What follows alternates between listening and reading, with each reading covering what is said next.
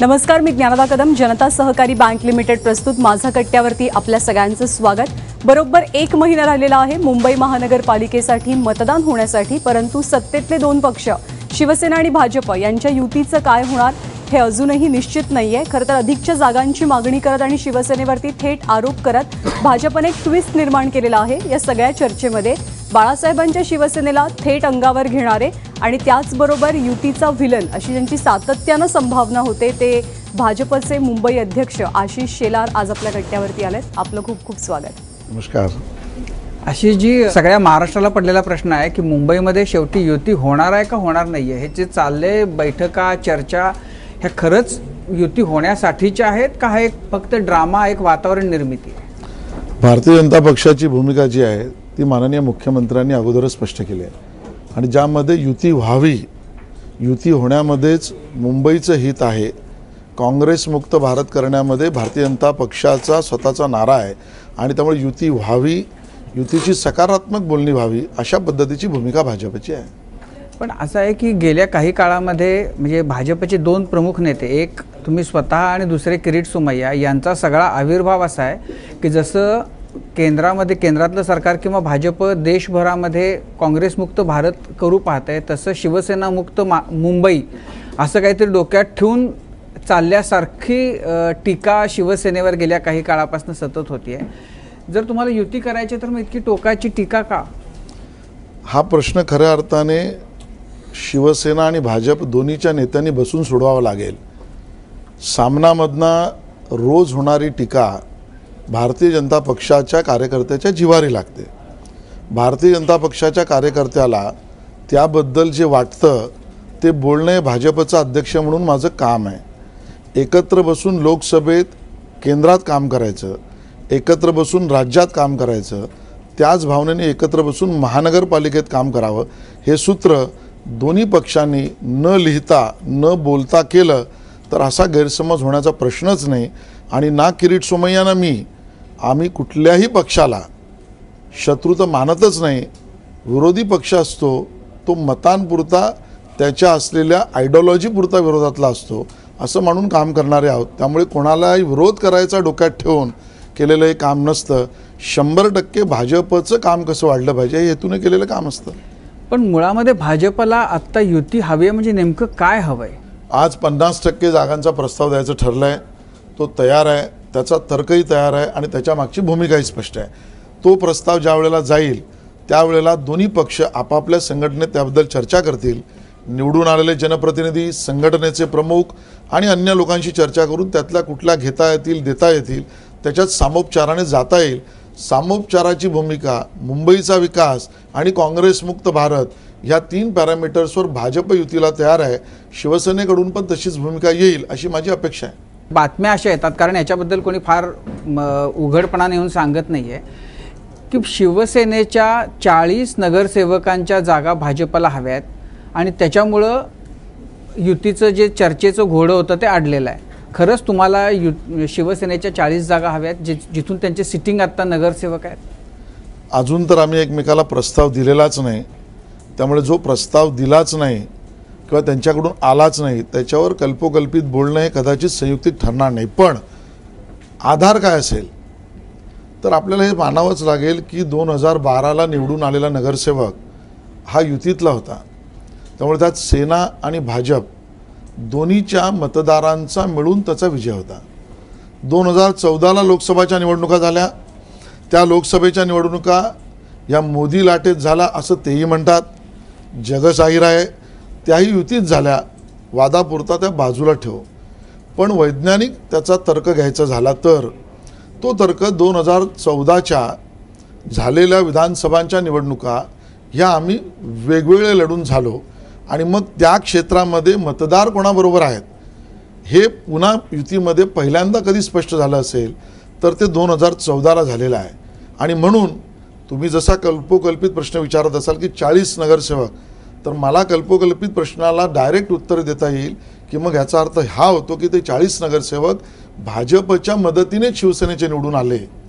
हा त्यातला तर्क पुराव्यासहित स्पष्ट होतो. पण आज तरी आम्ही एकमेकांना प्रस्ताव दिलेला नाही. तुम्ही परवा सांगितलं की ती सध्या काय करते, म्हणजे काय काय करते सगळं तुम्ही सांगितलं. तर आता इलेक्शन झाले समजा युती न करता आणि नंतर मग तुम्ही तिच्यासोबत संसार थाटणार का?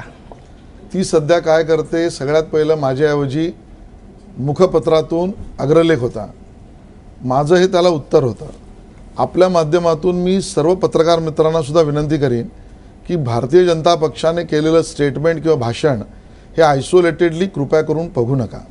ज्या वेळेला एखादी भूमिका आमच्या मित्रपक्षाकडून सार्वजनिक घेतली जाईल त्यावेळेला जनतेसमोर त्याचं स्पष्टीकरण करणं हे भाजपच्या प्रमुख कार्यकर्त्याचं कामच राहील. आणि त्यामुळे ती सध्या काय करते हे त्यावेळेचं भाषण हे त्यावेळेच्या मुखपत्रातील अग्रलेखाला उत्तर होतं. आज ती काय करते तर युतीसाठी सकारात्मक चर्चा करते.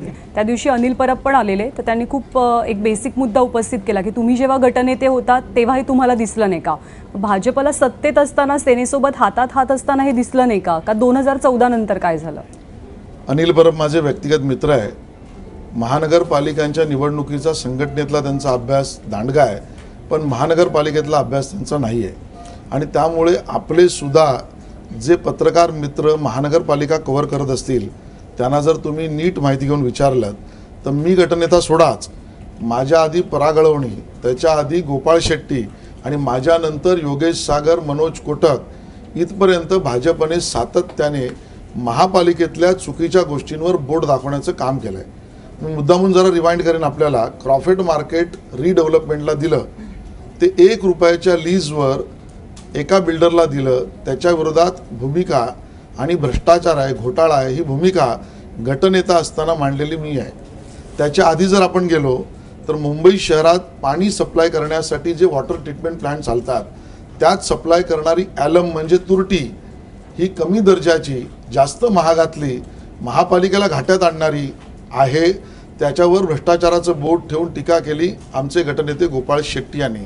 मुंबई महापालिकेमध्ये जे आज कॉम्प्युटरायझेशन चालू आहेत, 7 मॉड्यूल्स मुंबई महापालिकेत चालू आहेत, फ्लीट सर्व्हिसपासून मॅनेजमेंट ऑफ सॅलरीजपर्यंत, या सगळ्या सोल्युशन्समध्ये काम करणारी IBM आणि सॅप यांनी केलेलं काम हे चुकीचं आहे. आपण त्यांना केलेल्या कामापेक्षा जास्तीचे पैसे देतो आहोत, हा भ्रष्टाचार आहे, भूमिका घेतली भाजपने.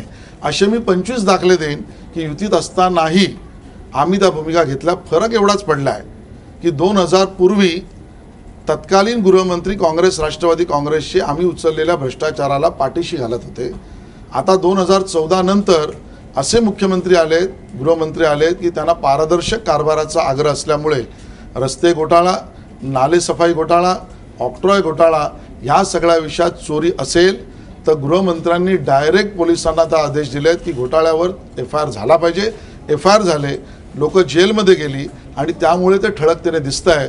मुंबईकरांना जे हवं आहे ती दंडित करण्याची भूमिका ही मुख्यमंत्र्यांनी घेतली आणि भाजप भ्रष्टाचाराविरुद्धची भूमिका या आधीपासून घेत होतं, हे सत्य आहे. शिवसेनेचे नेते रामदास कदमांनी आताच एक टीका केली आहे की भाजपचे जे नेते आहेत आशिष शेलार आणि किरीट सोमय्या यांनाच युती नको आहे, त्यामुळे ते भुंकत आहेत, अशा प्रकारची जहरी टीका केली आहे. एवढी टीका होते, तुमच्याकडनं होते, त्यांच्याकडनं होते, तरी मग युतीसाठी तुम्ही आग्रही आहात? मुख्यमंत्री जो निर्णय घेतील तो आम्हाला मान्य आहे. मुख्यमंत्र्यांनी उद्या मला सांगितलं की 1 नाही 50 शिव्या खा पण युतीच्या चर्चेला जा, तर पक्षाची भूमिका म्हणून मी 50 शिव्या खाऊन जाईन. मुद्दा रामदास कदमांचं वाक्य जे आहे त्याच्यात त्यांनी 2 प्राण्यांचा उल्लेख केला आहे. त्यांना मी एवढंच सांगू इच्छितो की मुंबई महानगरपालिकेची निवडणूक म्हणजे प्राण्यांची सर्कस नव्हे आणि आपण पर्यावरण मंत्री आहात, वनमंत्री नाही. सर, तुम्ही वैज्ञानिक सिद्धांताबद्दल मगाशी बोलत होता. तुम्ही इतकं माफिया राज आणि पालिकेतला भ्रष्टाचार आणि तिथं असणाऱ्या सगळी अनागोंदी याच्याबद्दल बोलताय. समोरच्याला चोर म्हणायचं, भ्रष्टाचारी म्हणायचं आणि तरी पण त्याच्याशी युती करायची, हा कुठला वैज्ञानिक सिद्धांत आहे की त्याच्याच मांडीला मांडी लावून बसायचं, माफिया राज म्हणायचं, त्याला चोर म्हणायचं आणि त्याच्या मांडीला मांडी लावून बसायचं, हा वैज्ञानिक सिद्धांत कुठला आहे? पक्षाने अधिकृतरित्या माफिया हा शब्द आणि माफिया राज ही भूमिका घेतलेली नाही. आमच्या खासदारांनी घेतलेली भूमिका ही त्यांच्याकडे असलेल्या पुराव्याच्या आधारावर त्यांनी घेतलेली आहे आणि त्यात सत्य असेल तर ते जनतेसमोर ते आणतील. तुम्ही हे तर भूमिका ज्यामधली माफिया राजच्या बाबतीतली जी आहे, चर्चेला सुरुवात करताना यापुढे पारदर्शक कारभार हा आमचा आग्रहाचा मुद्दा राहील. हे मुख्यमंत्री आणि मी आणि किरीट सोमय्या तिघांनी घेतलेली भूमिका आहे. त्यानंतर युतीला जर शिवसेना तयार असेल तर आम्ही त्यांचं स्वागत करतोय. तुम्ही हे तर मानता की भ्रष्टाचाराच्या मुद्दे जे किंवा जे काही घोटाळा झाला तो घोटाळ्यावरती तर तुम्ही ठाम आहात की मुंबई पालिकेत कचरा घोटाळा झाला, रस्ते घोटाळा झाला, महापालिकेमध्ये पारदर्शक कारभार झालाच पाहिजे. आतापर्यंत झालेल्या कारभारामध्ये त्रुटी आहेत, त्या त्रुटींवर आपल्याला मार्ग करून चोरांना शिक्षा झालीच पाहिजे आणि जे जे घोटाळे करणारे महापालिकेत असतील त्यांना दंडित केलं पाहिजे, ही भाजपची भूमिका आहे. माफिया राज, भ्रष्टाचार, घोटाळे, कंत्राटदार यावरची भूमिका भाजपने पहिल्यांदा घेतलेली नाही, त्याआधी घेतली. दुर्दैवाने मला हे सांगावंसं वाटतं की नाल्यावर ज्या वेळेला मी गेलो आणि नाल्यातला गाळ हा किती मेट्रिक टन काढला ते मोजणारा काटा कुठे आहे हे ज्या वेळेला प्रश्न विचारल्यावर अधिकाऱ्यांनी सांगितलं काटा अमुक अमुक ठिकाणी आहे, लाव फोन त्याला. फोन लावला तर तो फोन उचलणारा माणूस हा काटा वे करणारा मशीनचा नाहीच, तो कुठला तरी गॅरेजचा नंबर आहे हे ज्या वेळेला स्पष्ट होतं त्यावेळेला त्याच्या विरोधात बोलणंही मुंबईकरांच्या हिताचं आहे. त्याच्या पुढे भूमिका दुर्दैवाने ही होते की प्रश्न कंत्राटदाराला विचारला जातो, अधिकाऱ्यांना विचारला जातो, त्याचं उत्तर स्थायी समिती अध्यक्ष देतात, त्यामुळे इम्प्रेशन होत आहे. तुम्ही कोकणचे आहात, त्यात मुंबईकर, त्यात वांद्र्यात राहता. आता जरी दक्षिणोत्तर वांद्रे पश्चिमला राहता, तुम्ही पश्चिम आणि मातोश्री पूर्वेतच आहे. असं असतानाही हे इतकं दक्षिण उत्तर का झालं? तुम्ही बाळासाहेबांची भाषणं ऐकून जी पिढी प्रभावित झाली, कदाचित त्या पिढीलाही तुम्ही रिप्रेझेंट करता आणि मुंबईचाही तुमचा अभ्यास आहे. मुंबईकर शिवसेनेला आपलंसं आत्तापर्यंत मानत होते, मानतात, असं एक चित्र आहे. का आहे असं वाटतं तुम्हाला? नाही, तुमचा प्रश्न कळला नाही मला. म्हणजे मुंबईत शिवसेनाच पाहिजे असं नॉर्मल मुंबईकराचं एक मत असतं. ते तुम्ही कुठेही लोकलमध्ये गेलात, कट्ट्यावर गेलात, कुठे कोपऱ्यावर गेलात तरी ते चर्चेत तुम्हाला दिसतं साधारण. तर ते का आहे असं वाटतं तुम्हाला? मला असं वाटतं की बाळासाहेब हे खूप मोठे नेते आहेत, होते आणि बाळासाहेबांनी मुंबईसाठी केलेल्या गोष्टी या मुंबईतला मराठी अमराठी माणूस दोन्ही त्याला एका अर्थाने त्याच्याबद्दल त्यांच्याकडे ऋणी आहे. आणि भारतीय जनता पक्षाने बाळासाहेबांच्या नेतृत्वाखालीच युतीची चर्चा करून सरकारी चालवलं आणि युतीही चालवली. बाळासाहेब असते तर आज जे वितुष्ट दिसतं ते दिसलं नसतं असं मला वाटतं. मुंबईकर शिवसेनेला मतदान का करतो? गेली 20-25 वर्ष तुम्ही आहात सोबत, पण ही भावना का आहे? अगेन मराठी असेल, गुजराती, मला असं वाटतं की या बाबतीतला थोडासा अभ्यास सखोल केला तर स्पष्ट चित्र दिसेल. मला कुठल्या पक्षाला कमी करायचं नाही, विशेषतः शिवसेनेला बिलकुल कमी करायचं नाही, अन्य पक्षांवरही टीका करायची नाही. मी भाजपबद्दल नक्की बोलेन. जर 2012 आणि त्याआधी 2007 या महानगरपालिकेच्या निवडणुका काढल्या तर 2007 ते 2012 ते 2000 आता येणाऱ्या निवडणुका यामध्ये अन्य पक्षांना पडलेल्या मतांची टक्केवारीची घट, निवडून आलेल्या सीटांची घट आणि भाजपला पडलेल्या टक्क्यांचा मतदाराचा राईज आणि निवडून आलेल्या नगरसेवकांचा राईज आपल्याला स्पष्ट दिसतो. 2012मध्ये ज्या वेळेला मी 27 होतो तिथून मी 32 झालो. पण तेच जर आपण बघितलं तर अन्य पक्ष फक्त मनसे सोडून 2012ला जेवढे होते त्याच्यापेक्षा 2007ला जेवढे होते तेवढे 2012ला कमी झालेले आहेत.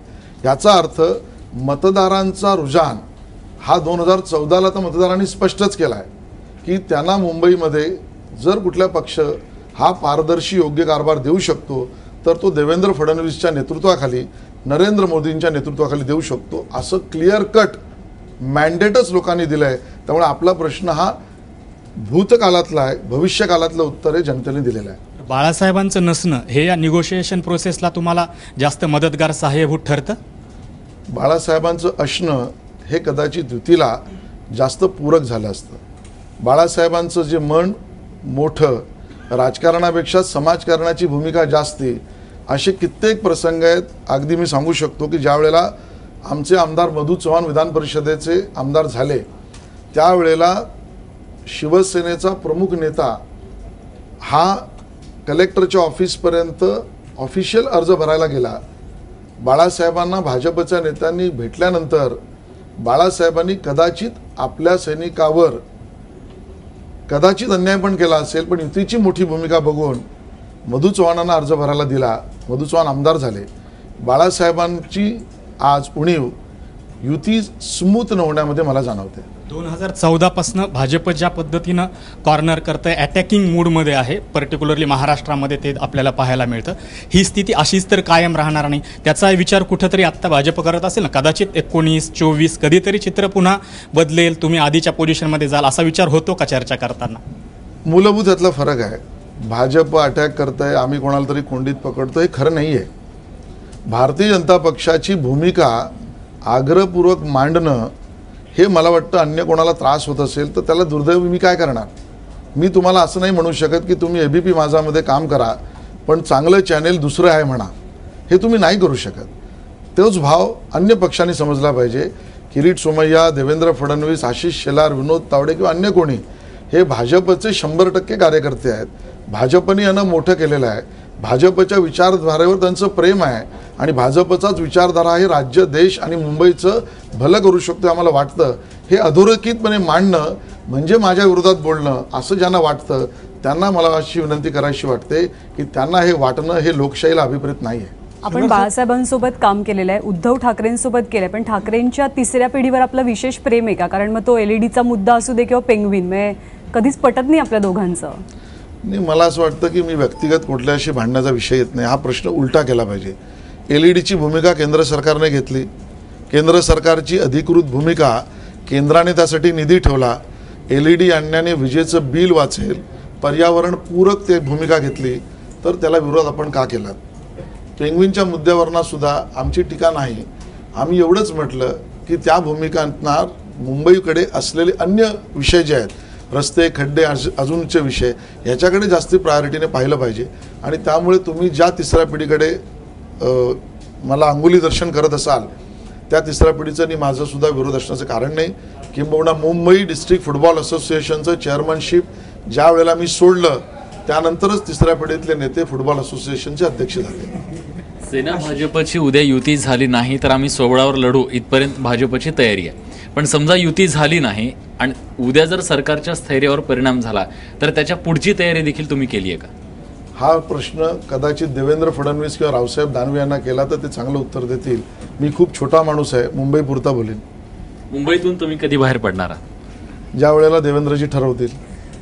पारदर्शकतेच्याबद्दल देवेंद्र फडणवीस असतील किंवा तुम्ही सगळेजण बोलताय, पण अनिल परबांनी त्याच्याबद्दल 2-3 मुद्दे मांडले. एक तर त्यांचं म्हणणं असं की पारदर्शकतेचा मुद्दा चांगला आहे पण तो तुम्ही फक्त महापालिकेपुरता कशाला ठेवता, तुम्ही राज्याच्या कारभाराच्या बद्दलही ठेवा.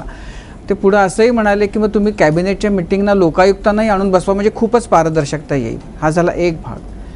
दुसरा मुद्दा, त्यांनी ह्या चर्चेसाठी जे लोक येत आहेत त्यांच्याबद्दलही प्रश्नचिन्ह निर्माण केलं की जर तुम्ही पारदर्शकतेच्या गोष्टी बोलता तर ज्यांच्यावर वेगवेगळ्या प्रकारचे आरोप आहेत असे लोक तुम्हाला चर्चेला कसे चालतात. पहिल्या प्रश्नाचं उत्तर द्यायचं झालं तर हा तर्क हा बालिश बुद्धीचा तर्क आहे. याचं कारण, महापौर काय गोपनीयतेची शपथ घेतात का? निवडून आलेला नगरसेवक हा गोपनीयतेची शपथ घेऊन तिथं बसतो का? बनणारं बजेट हे इथे आयुक्त बनवतो, तिकडे मंत्री बनवतात.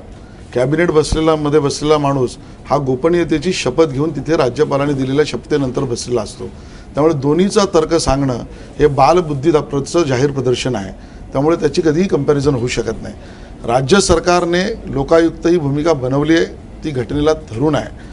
आज सामान्य माणूससुद्धा मुख्यमंत्री आणि पंतप्रधानाच्या विरोधात लोकायुक्ताकडे जाऊ शकतो. हा पारदर्शकतेतला बदलच नरेंद्र मोदी आणि देवेंद्र फडणवीस यांनी केलेला आहे. दिलेल्या अधिकाऱ्याने राज्य सरकारच्या दिलेल्या लिस्टप्रमाणे त्या अधिकारातलं काम करत नसेल तर त्याला दंडित केलं पाहिजे. ह्यासाठीचा अधिकार सामान्य नागरिकाला नव्हता.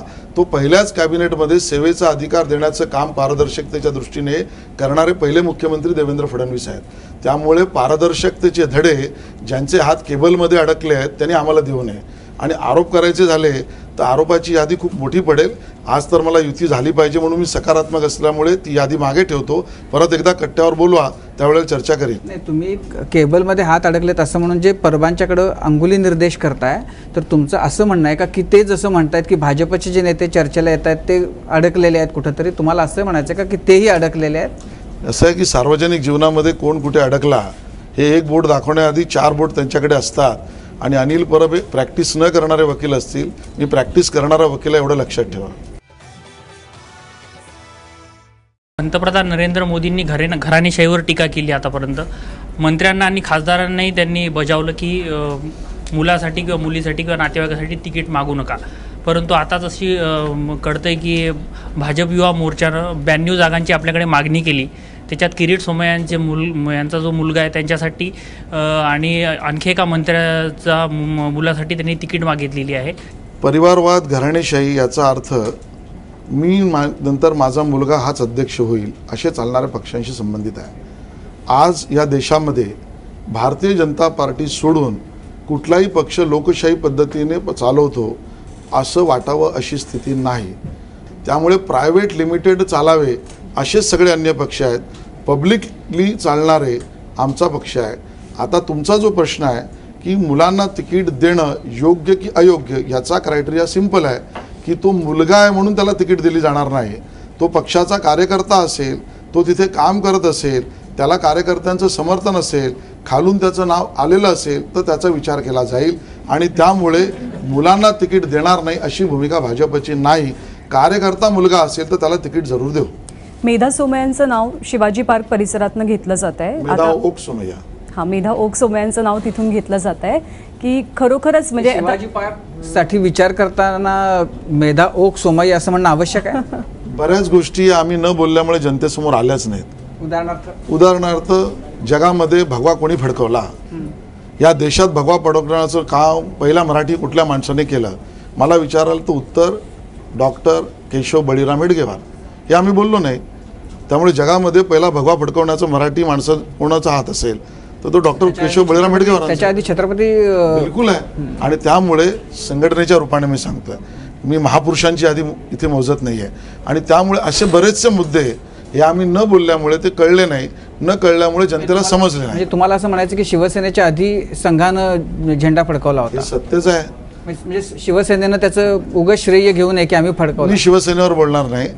मी एवढं नक्की म्हणेन की जगामध्ये देशामध्ये संघटित रूपा भगवा झेंडा आणि त्याच्या खाली हिंदू आणि हिंदुत्व आणि हिंदू राष्ट्र आणि कायदेशीर असलेली हिंदुत्वाची व्याख्या जमा करून संघटन जमा करणारे सगळ्यात मोठं संघटन हे राष्ट्रीय स्वयंसेवक संघ आहे. बरं, हिंदू हृदय सम्राट जे आहेत म्हटलं जातं त्याच्याबद्दल काही आक्षेप नाही आहे. मला त्याच्यावर टिप्पणी करायची नाही, कारण बाळासाहेबांवर आमचं पूर्ण श्रद्धा आहे. मी पारदर्शक कारभाराबद्दल वारंवार बोलताय, तर पिंटू धावडे किंवा विठ्ठल शेलार किंवा श्याम शिंदे ज्यांना मुख्यमंत्र्यांच्या हस्ते त्यांना मंत्रालयात बोलवून त्यांचा पक्षप्रवेश झाला, तर याच लोकांच्या जीवावरती आपल्याला पारदर्शक कारभार करायचा आहे का, हा प्रश्न महाराष्ट्राला पडलाय.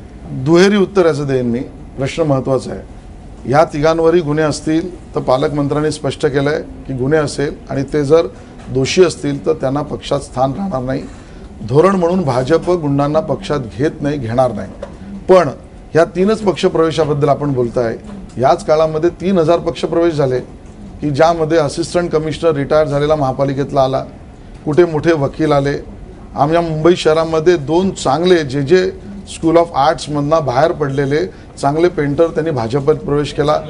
आणि त्यामुळे चर्चा आपल्या प्रश्नामुळे जनतेत हा संभ्रम होऊ नये म्हणून मी सांगतो. आपल्याला त्याची संभ्रमावस्था नाही आहे, पण जनतेला होऊ नये म्हणून की भाजपमध्ये केवळ तेच येत आहेत असं नाही, अन्य मोठ्या प्रमाणात पारदर्शक कारभाराला समर्थन देऊन प्रोफेसर ते विद्यार्थी, नवयुवक ते महिला ते एक्स जज ते एक्स अधिकारी अशा मोठ्या प्रमाणात भाजपमध्ये येत आहेत.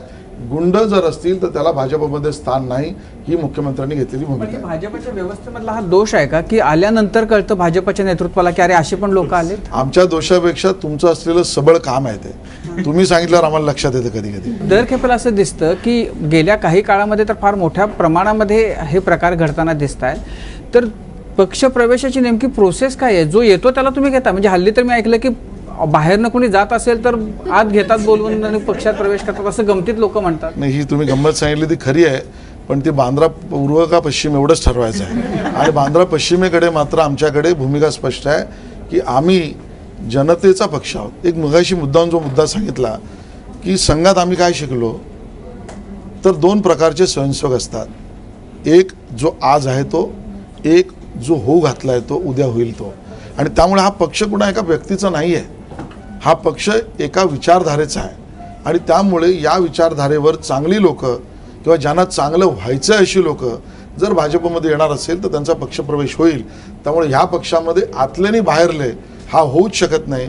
आणि परिवारातल्या वडिलांना किंवा मुलांना आवडला म्हणूनच घेतला असे पारिवारिक निर्णय होऊच शकत नाही. पण ही जर भूमिका असेल तर मग पिंटू धावडे आणि त्या लोकांच्या बद्दल तुम्हाला डिफेन्सिव्ह व्हायचं काही कारणच नाही. तुम्ही परिवर्तनावर विश्वास ठेवता. त्यामुळे त्यांनी काही खून दरोडे बलात्कार केले असतील तरी सुद्धा आल्यानंतर त्यांच्यामध्ये विचारात परिवर्तन होईल आणि ते परत स्वच्छ चारित्र्यानं वावरू लागतील असा विश्वास ठेवायचा, म्हणजे त्यांना बाहेर काढायचंही कारण नाही, उलट तुम्ही त्यांची संधी नाकारताय. मग परिवर्तनवादावर आमचा विश्वास आहेच आणि त्यांना घेण्यासाठीचं परिवर्तनवादी त्यांचं मन आहे की नाही ही ठरवण्याची जबाबदारी पालकमंत्र्यांना दिली आहे. जगात कदाचित माणसांचं सगळ्यात मोठं संघटन हे संघ परिवाराचं असेल आणि त्यामुळे माणसाला चोखून बघून घ्यावं यासाठी लागणारं आर्ट हे ज्या व्यक्तींकडे आहे त्या संघटनेतल्या व्यक्तींकडे मुख्यमंत्र्यांनी हे काम दिलं आहे. म्हणजे जर इतिहासातले सगळे बाईट्स काढून बघितले ना तर हे ज्या वेळेला राष्ट्रवादीत गेले ना, राष्ट्रवादीच्या नेत्यांसोबत दिसले ना, त्यावेळेला तुम्ही इतकी जोरजोरात टीका केलेली आहे. विनोद तावडेंनी आणि तुम्ही आणि तुमचे सगळे विधान परिषदेतले वगैरे सगळे बाईट्स वगैरे आपल्याला इथं बघायला मिळतील. जर आपल्याला वेळ असेल तर आपण ते बघूत.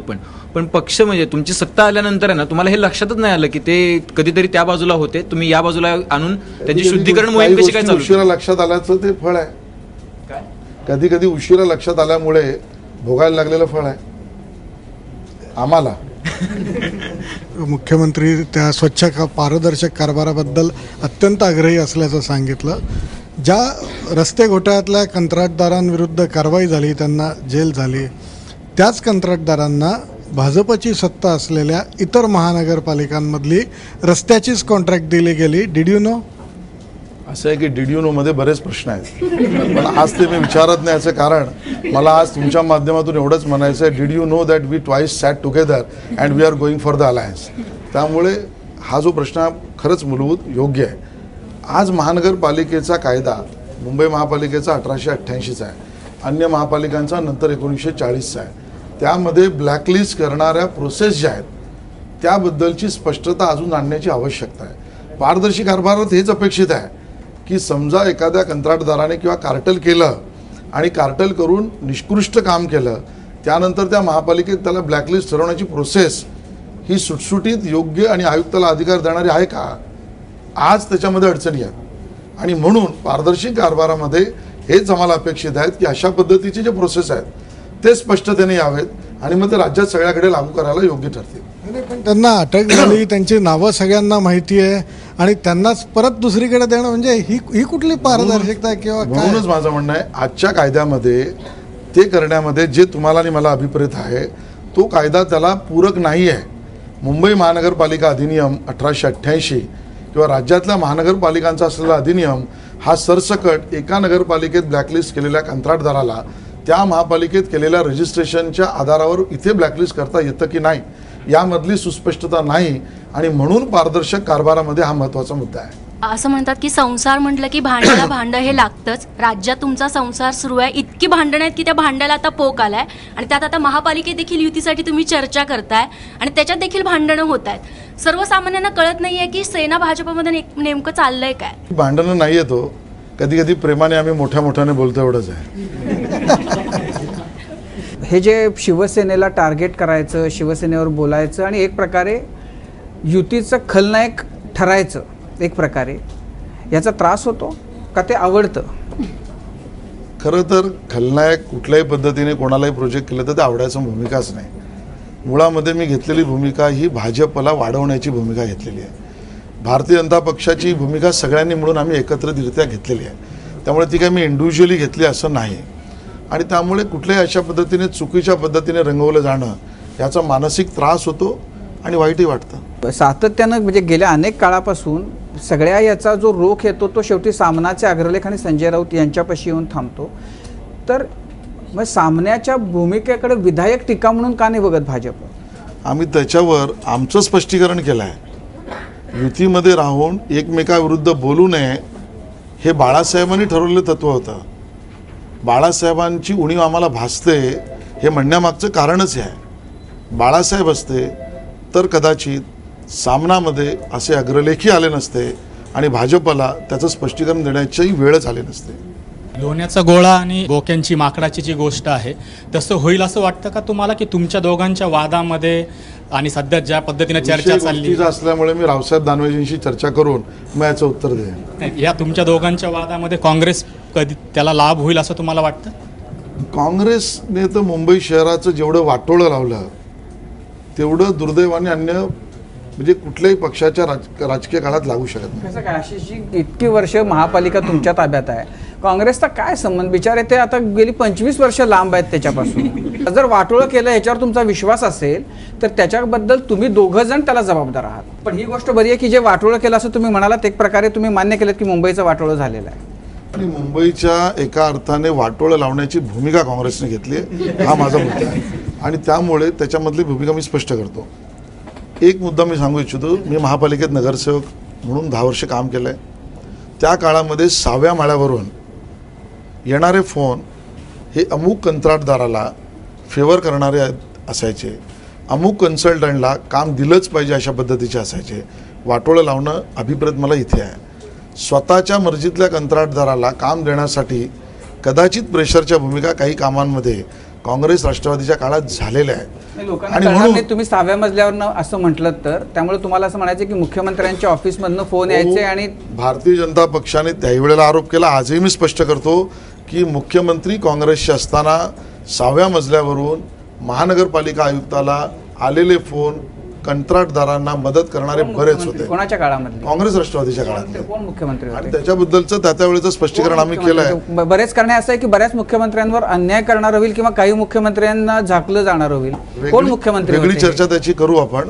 पण आजपासूनची गोष्ट होती ही कधीपासूनची गेल्या 15 वर्षातली गोष्ट. आणि त्यामुळे त्यापासून झालेले सगळे मुख्यमंत्री आपण डोळ्यासमोर आणलेत तर ते आपल्याला स्पष्ट होईल. माझी छोटी विनंती आपल्याला, कारण एका राष्ट्रवादीच्या नेत्याने माझ्यावरही आरोप करण्याचा प्रयत्न केला म्हणून, त्या काँग्रेस राष्ट्रवादी काँग्रेसच्या काळात नगरविकास खातं असलेल्या मुख्यमंत्र्यांनी मुंबई शहरातल्या भूखंडाचं आरक्षण बदलले. त्यासाठी काढलेल्या 37(1), 37(2), 37(1)A, 37(1)AA, त्यानंतर 154 MRTP अशा वेगवेगळ्या कलमाखाली डिरेक्शन्स निर्देश देऊन किती भूखंड आरक्षण विरहित केले याची यादी काढा. माझ्याकडे ती यादी आहे. किती केले? आपल्या काळामध्ये आपल्या चॅनेलवर येऊन पहिली मी ती देईन. पण त्या काळात मुंबई शहरातल्या आरक्षित भूखंड हे बिल्डरांना दान देण्याचं काम काँग्रेस राष्ट्रवादीच्या काळात झालं. आज माझा मुख्यमंत्री झाल्यावर माझ्या मुख्यमंत्र्याच्या काळात 154, 37(1)A याचा उपयोग करून कुठल्याही भूखंडाचं आरक्षण बदललं गेलं नाही. वाटोळं काँग्रेस राष्ट्रवादीने लावलं.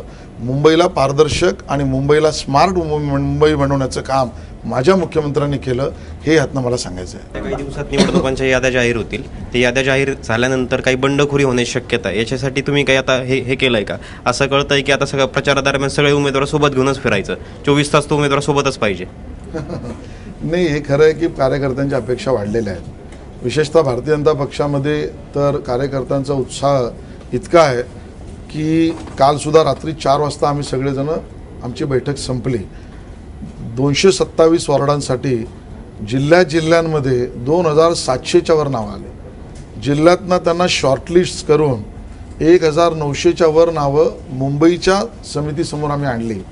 3 दिवस सलग जवळजवळ 48-50 तास वेगवेगळ्या वेळात बसून वेगवेगळ्या स्वरूपातल्या बैठका करून आता आम्ही 227 वॉर्डांमध्ये 517च्या वर नावं ही पॅनेल प्रत्येक वॉर्डवाईज केली आहे.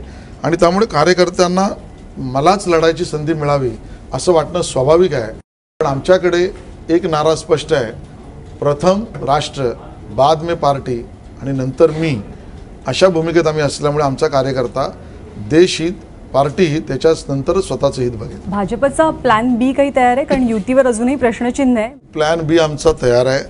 227 जागांवर एका वॉर्डामध्ये 2 किंवा 3 समोरचा उमेदवार कसा असेल त्या आधारावर ठरवण्याचा प्लॅन आमचा तयार आहे. पण आम्हाला असं वाटतं आमचा प्लॅन बी हा बास्तनातच बांधून ठेवावा आणि प्लॅन ए मध्ये आमच्या दोघांची युती ही चांगल्या पद्धतीने व्हावी अशी आमची अपेक्षा. दादरी प्रतीक्षेत आहे खरं तर, म्हणजे ते युती वेलकम करण्याच्या प्रतीक्षेत आहेत कोणाचीही. तुम्ही कोणाबद्दल बोलताय मला माहिती राज ठाकरे. आता मग त्याच्याबद्दल स्पष्टीकरण तेच देतील, कारण ते गर्भितरित्या बोललेले आहेत. त्यामुळे ते खरंच बोलले आहेत का, ते कोणाबद्दल बोलले आहेत, त्यांचा रोग कोणाकडे आहे, ती टाळी कोणाच्या दिशेने आहे, ह्या सगळ्या गोष्टी स्पष्ट होत नाही तोपर्यंत त्याच्यावर उत्तर देता येणार नाही. पण भाजपची भूमिका काय आहे? भाजप तसा प्रयत्न करेल? भाजप शिवसेना सोडून अन्य कुठल्याही पक्षाशी राजकीय चर्चा व युती करणार नाही, म्हणजे महायुतीतले पक्ष सोडून. एकीकडे मोदी सरकार कॅशलेस इंडियाचा नारा देत आहे, मग भाजपला कॅशलेस होण्यात काय प्रॉब्लेम आहे? निवडणुका कॅशलेस का नाही होत? मला वाटतं हा अतिशय योग्य प्रश्न आहे. भाजपचा नारा लेस कॅश सोसायटी निर्माण करण्याकडे आहे. पंतप्रधानांनी आता दिल्लीला आमची जी राष्ट्रीय बैठक झाली त्या राष्ट्रीय बैठकीच्या समारोपामध्ये सुद्धा त्यांनी एका अर्थाने दम वजा विनंती भाजपच्या सर्व देशातून आलेल्या पदाधिकाऱ्यांना केली आणि त्यांनी हे सांगितलं की मी सार्वजनिकरित्या मुद्दा वारंवार उचलून धरणार की सर्व राजकीय पक्षांनी त्यांच्याकडे आलेला पैसा निधी तो खर्च करायची पद्धत आणि त्याचा हिशोब हा सार्वजनिक लेस कॅश आणि ट्रान्सपरंटली केला पाहिजे. तो भाजपच्या कार्यकर्त्यांनी आपला कार्यपद्धतीचा भाग बनवावा आणि हा दबाव गट जनतेतनं बनेल की सर्व राजकीय पक्षांना हे करणं बंधनकारकच होईल. खैरेंनी असा आरोप केलाय की तुम्ही 40 लाख वाटले झेडपी त्यांच्या सरकारसाठी, आरोपात ते तुम्ही तथ्य चेकनी असेल का नाही दिले पैसे? त्यांच्या आरोपात तथ्य असेल तर त्यांनी ते आरोप निवडणूक आयोगाकडे करावेत, त्याचे पुरावे द्यावेत. निवडणूक आयोगाने कारवाई माझ्या पक्षासहित कुठल्या पक्षावर केली तर त्याचं समर्थनच भाजप करेल. अशी जर युती झाली नाही तर मागच्या वेळेला खडसेंनी येऊन ते जाहीर केलं होतं, तर यावेळेला खडसेंच्या भूमिकेत कोण असणार? तुम्ही असणार की किरीट सोमय्या असणार? खडसेंचा उल्लेख सुद्धा आपल्या चॅनेलवरून ज्यांनी केला ते त्यावेळेला चर्चेत पण नव्हते, त्यामुळे त्यांना त्यातली माहिती नाही. मी त्यावेळेला चर्चेत होतो आणि त्यामुळे आज मी धन्यवाद देईन खांडेकरजी तुम्हाला की बऱ्याच गोष्टी जशा भगव्या झेंड्यापासूनच्या सगळ्या स्पष्ट जनतेसमोर आल्या, त्यात हाही मुद्दा येऊ दे. युतीमध्ये त्यावेळेला नेमकं काय झालं तर आपण बघाल तर घटनाक्रम 151+ हा परस्पर कोणीतरी घोषित केला. युतीत ठरला होता का? युतीत कोणी किती जागा जिंकाव्यात किती लढाव्यात याचा फॉर्म्युला नसतानाही 151+ ही घोषणा द्यायची. याचा अर्थ ज्याला 151 जिंकायचे आहेत तो 152 जागा लढून तर 151 जिंकू शकत नाही. याचा अर्थ अभिप्रेत मी 200 जागा लढीन, भाजपने 88च लढवाव्यात, अशा आविर्भावात वागायचं. हे युती तोडण्याच्या मानसिकतेचं त्यावेळेचं पहिलं प्रदर्शन हे त्यांचं होतं, खडसेंचं नव्हतं. त्यानंतर चर्चेला वरिष्ठ नेत्यांसमोर कोणाला तरी वाईट वाटावं हिणवावं अशा नेत्यांना पाठवायचं. कोणी कोणाला काय पाठवायचं त्यांचा पक्षाचा अधिकार असला तरी अशा पद्धतीने वागवून दुसऱ्याला अपमानित करणं ही भूमिका युती तोडण्याची खडसेंची नव्हती, ही त्या पक्षाची होती. त्यानंतर राज्यामध्ये अन्य पक्षातले नेते भाजप जिथ्या ठिकाणी आमदार आहेत किंवा लढणाऱ्या जागा आहेत तिथले पक्षप्रवेश घ्यायचे हा सिग्नल युतीच्या बाजूने गेलेला नव्हता, युती तोडण्याच्या दिशेने त्यांनीच केला होता. त्यानंतर महायुतीतले पक्ष गोपीनाथ मुंडेजींनी जमवले, ते महायुतीतले पक्ष सोफिटेलवरून आपल्या घरी पळवायचे. हे उपद्व्याप आता मंत्री असलेले त्यावेळे पक्षाचे नेते हे त्याच पक्षाचे होते, खडसेजींनी केलेले नव्हते. आणि मग युतीची चर्चा शेवटपर्यंत दाखवायची आणि दुसऱ्या बाजूने पक्षप्रवेश मात्र भाजप जागा लढणाऱ्या गोष्टींवरचे करायचे. हे उपद्व्याप भाजपने केलेले नव्हते, फक्त खडसेंनी केलेला प्रामाणिकता होता की बाबा ह्या सगळ्या घटनाक्रमात आता पुढे युतीची चर्चा होणं हे काही योग्य होऊ शकत नाही. हा त्यांनी केलेला प्रामाणिकता हा वेगळ्या पद्धतीने रंगवला दाखवला. हे महाराष्ट्रातल्या जनतेला जसे बऱ्याच गोष्टी आम्ही न बोलल्यामुळे कळले नाही तसा हा सुद्धा मुद्दा आहे. आज तुम्ही विचारल्यामुळे तुम्हाला स्पष्ट करता आला. त्यामुळे खडसेंनी युती तोडली हे खरं नाही. खडसेंनी घडलेल्या परिस्थितीनंतर आता पुढे जाणं हे दोन्ही पक्षांना अवघड आहे हे स्पष्ट मांडलं. एवढंच मला स्पष्ट करायचं. त्याचे सिग्नल नेमके काय आहेत? मग आता ती काय करते तर युतीबद्दल सकारात्मक काम करते. हा जो अविश्वास आहे दोन पक्षांमधला तो नेमका कशामुळे निर्माण झाला आणि तो कसा दूर होणार? मला असं वाटतं की अविश्वासापेक्षा प्रत्येकाचा आपल्या पक्षावरचा प्रेम जास्त आहे हे स्वाभाविक असल्यामुळे असतं. मी पोर्तुगीज चर्चजवळ एक वाक्य वाचलं होतं, चर्चच्या बाहेर लिहिलेले वाक्य असतात, in this bloody world nobody is against each other. मग खाली लिहिलं होतं एव्हरीबडी इज फॉर देमसेल्व्स. आणि त्यामुळे कोण कोणाच्या विरोधात हा मुद्दा नाही, प्रत्येक जण आपल्यासाठी आहे आणि आपल्यासाठी असणं स्वाभाविक आहे. मधल्या काळात काहीतरी असं घडलं असेल की ज्याच्यामुळं असा बदल झाला. बाळासाहेबांचं नसणं, बाळासाहेब असते तर अशी स्थिती आलीच नसती असं मला ठाम वाटतं. एवढं सगळं होऊनही तुम्ही आता पुन्हा युती करायला जाताय, त्यांच्याशी चांगले वागताय, म्हणजे हा इतका चांगुलपणा भाजपाकडे कुठून आला, म्हणजे कुठून येतो हा दरवेळेला? भाजप हा चांगुलपणा जपणाराच पक्ष आहे आणि त्यामुळे ज्या वेळेला मुख्यमंत्र्यांनी एक भूमिका घेतली त्याआधी देशाच्या पंतप्रधानांनी एक भूमिका घेतली, काँग्रेस मुक्त भारत जो ठाण्यातल्या प्रदेश कार्यकारिणीत मुख्यमंत्र्यांनी स्पष्ट केला. त्यानंतर शिवसेनेचे कार्यकारी प्रमुख त्याआधीच त्यांनी उद्धवजींनी भूमिका घेतली, सार्वजनिक अपेक्षा व्यक्त केली की युतीची चर्चा करा. त्यांनी केलेल्या अपेक्षेला आम्ही सकारात्मक प्रतिसाद दिला. याचं कारण 1-2 जागा कमी जास्त झाला तरी फरक पडत नाही, पण मुंबईला स्मार्ट मुंबईला पारदर्शक मुंबईकडे द्यायचं असेल तर अजेंड्यावर पहिलं ठरवू, जागांवर कमी जास्त झालं तरी चालेल. आणि ती भूमिका मांडल्यानंतर ज्या वेळेला त्याचे अधिकार मुख्यमंत्र्यांना देण्याचा निर्णय झाला, भाजप एक पाऊल पुढे गेलाय. निवडणूक म्हटली की पोलरायझेशन हे ठरलेलंच आहे असं आपण पाहत आलोय. मग हिंदू मुस्लिम असेल, जातीमधलं असेल, मुंबई म्हटलं की मराठी आणि गुजराती असं होईल असं तुम्हाला वाटतं? आणि तसं ते समाज म्हणून मुंबईसाठी चांगलं असेल का? समाज म्हणून जाती, भाषा, धर्म याच्यावरचा भेद आपण मांडणं, अन्यांनी समजणं किंवा ते बोलणं हे अहित निर्माण करणारच आहे. मुंबईत राहणारा सगळा मुंबईकर आहे आणि त्यामुळे अशा पद्धतीचे धर्म, जाती, भाषेच्या आणि बोलीभाषेच्या आधारावर मतं मागावीत किंवा मतदारांना आवाहन करावं याच्या विरोधातच भाजप आहे. तुम्ही एकीकडे असं म्हणता की आमची युती ही हिंदुत्वाच्या मुद्द्यावरती झाली आहे असं म्हटलं जातं ना युतीबाबत तुमच्या दोघांकडनंही, आणि असं असताना तुम्ही आता पुन्हा हे म्हणताय की धर्म, जाती, भाषा हे सगळे मुद्दे गौण आहेत. नाही, भूमिका हिंदुत्वाची म्हणजे काय तर वारंवार आम्ही नेहमी यातलं स्पष्ट केलं आहे की हिंदुत्व हे आमचं सर्वार्थाने ॲक्सेप्टिव्ह, सर्वसमावेशक आहे. हिंदू ही जगण्याची पद्धत आहे आणि त्या जगण्याच्या पद्धतीवर आमचा विश्वास आहे आणि त्या हिंदू जीवन पद्धतीमध्ये अन्य धर्मीयांना आम्ही निषिद्ध मानत नाही. मुंबईमध्ये MIM सारखा पक्ष वाढतोय आजकाल, तर तुम्हाला असं वाटत नाही का की भाजपचं मुस्लिम एरियामध्ये किंवा त्या समाजामध्ये काम कमी आहे किंवा त्या समाजामध्ये कामच वाढत नाही, तर ते का वाढत नाही? त्याचे कारणं काही तुम्हाला माहिती आहेत का किंवा ते कसं वाढवता येईल? भाजपला मुस्लिम समाजात काम वाढवावं लागेल हे मला मान्य आहे, कामच नाही हे सत्य नाही.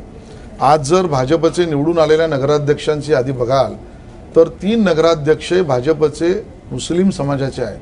मुंबईत सुद्धा आम्ही ज्या तिकीट वाटप करणार आहोत त्यामध्ये योग्य पद्धतीचं प्रतिनिधित्व मुस्लिम समाजातील कार्यकर्त्यांनाही आम्ही देतो आहोत.